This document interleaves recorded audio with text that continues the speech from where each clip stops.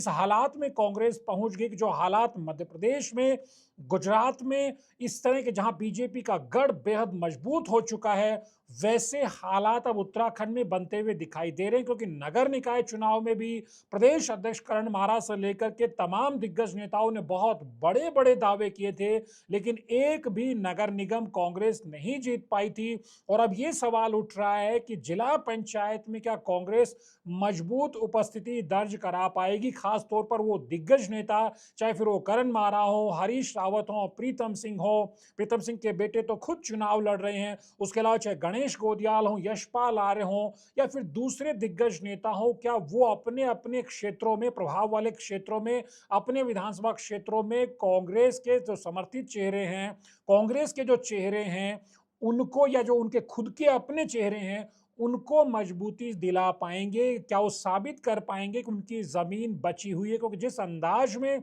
चाहे फिर राज्य निर्वाचन आयोग हाईकोर्ट में कटघरे में खड़ा हो रहा है, या फिर सरकार चुनाव को लगातार टालने की जो कोशिशों के चलते जो कटघरे में खड़ा नजर आ रही थी, उस नजरिए से कांग्रेस का जो हमलावर तेवर होना चाहिए था, वो तेवर कहीं से कहीं तक दिखाई नहीं दे रहा है। तो क्या कांग्रेस नेता पंचायत चुनाव को छोड़कर 27 की तैयारी में अपनी सियासी बिछात बिछाने में